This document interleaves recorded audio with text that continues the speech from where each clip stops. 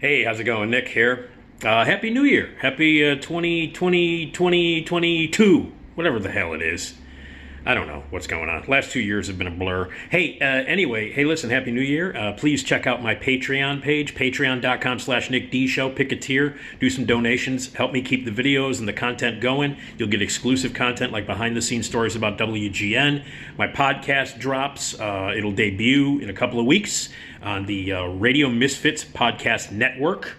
Check it out, Radio Misfits Podcast Network, a great network, and I'll get my podcast going. You can subscribe, and we'll tell you all about that. And thank you for checking out my YouTube channel. And I do daily videos and more. So there you go. All right. Obviously, the big entertainment news, the big news. Betty White passed away just a couple of weeks before she was going to turn 100. And everybody, feels loss about this because Betty White was, a legend. She was beloved. And she was just an icon and awesome. And the thing that really, she lived 99 years, almost 100 years. So that's a good, long, beautiful life. And she had a rich life and a great life and lived a good life for herself and an amazing life for others. She was incredibly talented, really gifted. Her contributions to the entertainment world are massive. Her achievements are wonderful. The stuff that she did just in the world of entertainment, television shows and movies and game shows and talk shows, she was a constant and an icon. One of the great things about Betty White, I think the true amazing thing about Betty White is that no one didn't like her. Not just didn't like her, but no one didn't love her. There was not one person on this planet that doesn't love Betty White. I love her. I adore Betty White. And so does everybody else. I wrote a small little tribute on my Facebook page, which I shared, and on my podcast page, about how Betty White, without really even knowing it, without us even really kind of acknowledging it as a world, she was a uniter of people. You get on the internet and everything is fuck this and fuck that and it's mean and, you defriend people and you block them and there's this asshole who believes this and you politically don't believe this person, don't agree with them and they get nasty to you and you get nasty back at them. You don't agree on anything. Sometimes when you're scrolling through social media, it's depressing because it's like everybody hates everybody, nobody agrees on anything. And we're never ever going to unite. We're never ever going to have a uniting moment. We're all at the base. We disagree with everything and we hate everything except if you're scrolling through and you find a picture on your feed of Betty White, and then you immediately smile, and you're like, oh, that's cool. And then every other person who finds that picture on their feed smiles because it's Betty White, and then suddenly we agree on something. Everybody loves Betty White. And she was this person that brought people together. Even if you're having the shittiest day or you're looking at the internet and you think the world sucks, that everybody hates everybody and we all disagree on everything and we hate each other for disagreeing, but we all agree on Betty White. Everybody agrees on Betty White. Everybody loves Betty White. Everybody worships her, and we all feel really, really, really good because of Betty White, and we unite because of Betty White. She did a lot more than just entertain people on talk shows and game shows and TV shows and movies. She brought a lot of people together. We all love Betty White, even when we hate each other. If you're right wing or left wing, if you're conservative or liberal, if you hated this movie or hated or loved this movie or loved this book or hate, doesn't matter. Whatever you disagree on, we all love Betty White. And I just wrote a little piece there on Facebook about how she is the uniter. Like, everybody can agree. If there's one thing in the world we can agree upon, it's that we love Betty White. She had an amazing career, obviously. We can't really do it justice. She almost made it to 100. Everybody was like hoping she would get there, and everybody was going to party. In a couple of weeks, she was going to be 100 years old. There's a big special on her. Obviously, the Game Show Network and Buzzer are doing big tributes, as they should, to Betty White. Fathom Events is going to do like an in-theater tribute on her 100th birthday. She almost made it. She was only a couple of weeks shy of 100, but she lived 99 years. We're sad that she's gone, obviously. And for some reason, Betty White dying on New Year's Eve, just a couple of weeks before her 100th birthday, seems weirdly funny because she would find it funny. there's no doubt in my mind that Betty White would think it was hilarious that she died on New Year's Eve, the last day of 2021. After a really couple of shitty years, here we go. We end 2021 with her dying, almost turning 100. She almost made it, and all the preparations and all this big stuff happening for her 100th birthday. I think Betty White would find it hilarious that fate would have it that she would die on New Year's Eve 2 weeks before her 100th birthday. It's sad she's gone, but what she left behind is amazing, and what she's done is amazing. Now all the major cast members of Mary Tyler Moore now are all dead. All the Golden Girls now are all dead. She was the only one that was left. But her work on Mary Tyler Moore is some of the smartest and most acerbic and most hilarious shit that anybody's done on a sitcom. It's exemplary. I mean, obviously, if you've never seen Mary Tyler Moore, one, what the fuck is wrong with you? And two, you need to rectify that and take a look at the kind of shit that she did on that show. Brilliant on that show. Brilliant comedic performance. Hilarious on The Golden Girls, as was everybody on that show. She was great and hot in Cleveland. I mean, just kept working later in her career. She was, she was past retirement age during Hot in Cleveland and did some of her funniest shit on that. She continued to work late into her career. Obviously, her love of her life was Alan Ludden, game show host, classic password game show host. They had a wonderful relationship, and anytime that they would appear together, you could just see the love that they had for one another and the chemistry. They truly did. They were the loves of each other's lives. And Alan Ludden was taken away from her. He was young when he passed away. He was relatively young when he passed away. He was older than she was. And she never remarried, and it was the love of her life. And, on the Inside the Actors Studio, when she was on, when James Lipton asked her those questions at the end, she said, he says, what do you want God to say in heaven at the pearly gates when you pass away? And she said, hello, ladies and gentlemen, here is, and here you go, here's Alan. So obviously, right now, if you believe in that sort of thing, she and Alan Ludden are hanging out together and having fun.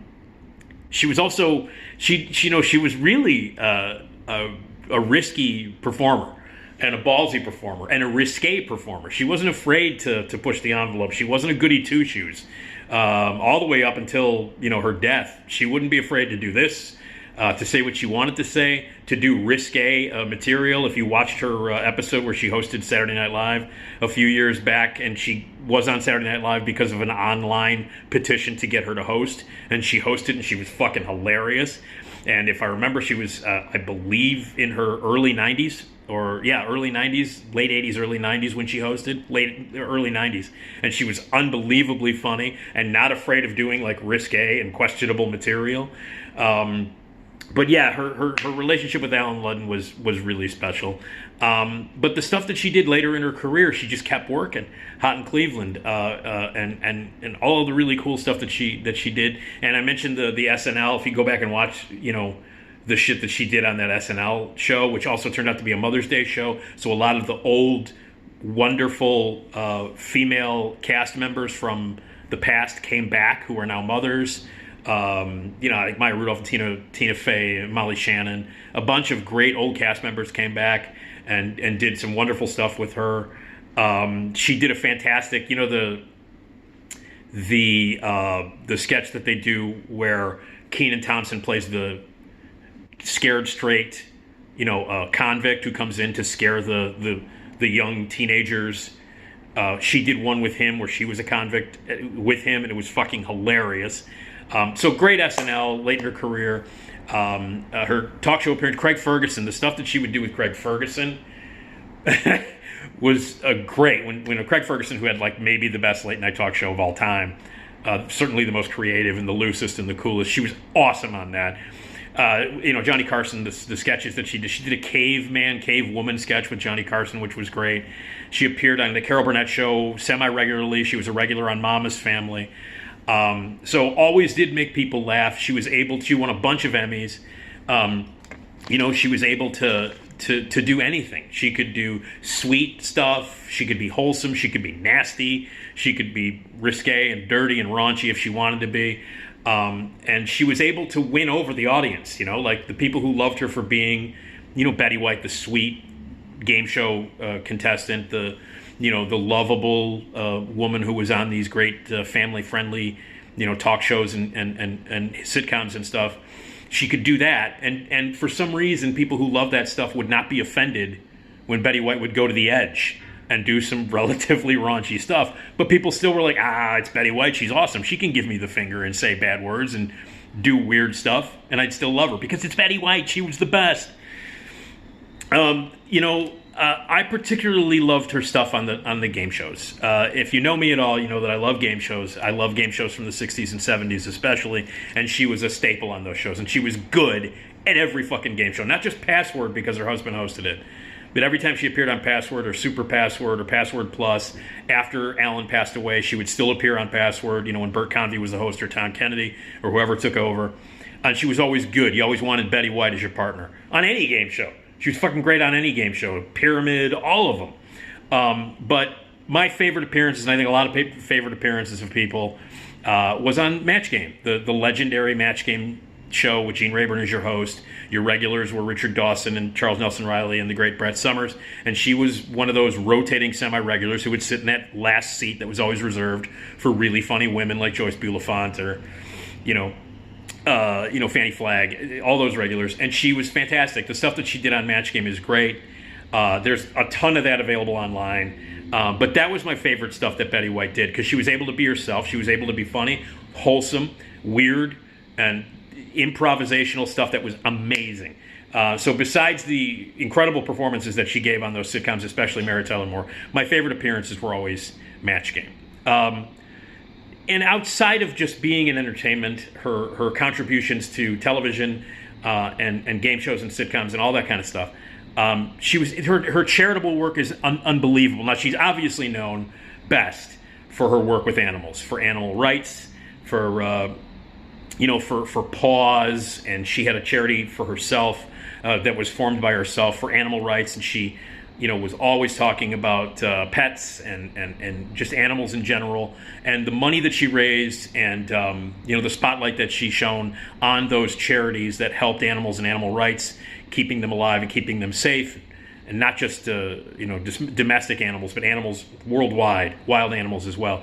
That was her number one charity, and she did a lot to do that, raised a ton of money and a bunch of awareness. But she was also she raised a ton of money for LGBTQ community charities, AIDS charities, GLAAD charities. She was also a member in standing and gave a ton of money to the NAACP, to the Special Olympics, to Autism Speaks. Her charity work was incredible and amazing, and she never let that go all the way up until the day she died, all the way up until her being 99 years old. Her charitable work to really important foundations and raising money and awareness, not just to animal rights, but to much more than that, was amazing and important. And the kind of stuff that she did was really, stunning and important. She appeared in some movies here and there, and she was always good. But if you're going to see Betty White in a movie, for me, it's all about Lake Placid. Lake Placid. David E. Kelley wrote it. I think specifically for her. She played a foul-mouthed, sort of crazy old woman. If you don't know what Lake Placid is, it's about a giant alligator that terrorizes a town and kills a bunch of people like a giant, huge monster alligator. And Betty White plays this shotgun-wielding, lunatic old woman who's like, fuck this alligator, we're going to get it and kill it. If you have not seen her in Lake Placid, Betty White in Lake Placid, I can't recommend it highly enough. So all of the stuff that she did, her talk show appearances, and the stuff that she did, for TV and all of that was really, really special. Everybody loved Betty White. And it's a sad day, today's a sad day. It's a sad New Year's Eve as we celebrate, getting rid of this fucking year and moving on to 2022.